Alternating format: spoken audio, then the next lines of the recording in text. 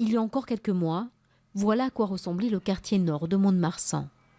Construit dans les années 60, communément appelé le Perouat, le quartier s'est dégradé au fil des décennies, traînant une image de cité insalubre, communautaire et isolée. C'est toujours difficile d'enlever une étiquette. Il va falloir des années, mais je pense qu'elle va partir, cette étiquette. Je pense qu'il y a des enfants qui sont sortis de là et qui ont fait de très grandes études et qui sont je ne sais quoi aujourd'hui, mais on ne le sait pas, on ne les voit plus.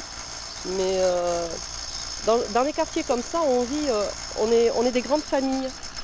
On se connaît tous et on est solidaires. En 2012, la plupart des immeubles ont été rasés.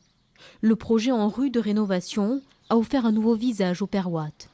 Une crèche, une bibliothèque, de petits bâtiments et même des maisons individuelles, BBC avec géothermie. Une nouvelle vie pour ses habitants comme Catherine, qui vit au Perouat depuis plus de 30 ans. J'ai toujours été en appartement et là le fait d'avoir eu une attribution au niveau d'une maison, forcément que ça a changé la vie. Forcément, j'ai une terrasse, j'ai un jardin, ma fille peut y jouer, et puis même nous cet été on va pouvoir se mettre sur la terrasse. Forcément ça a changé ma vie, ça c'est sûr. Le projet de réhabilitation a permis un accès à l'emploi. Des jeunes du quartier travaillent actuellement sur les chantiers. Un modèle déjà mis en œuvre par cette association de réinsertion au cœur du Perouat.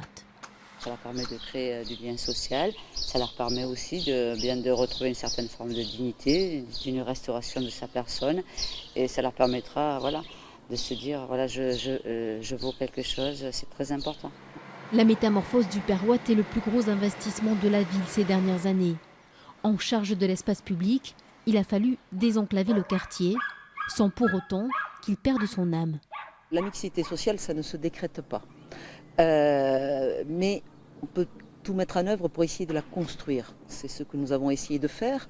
D'abord en proposant à l'Office public de l'habitat de reconstruire des logements sociaux par petits îlots dans d'autres quartiers de la ville.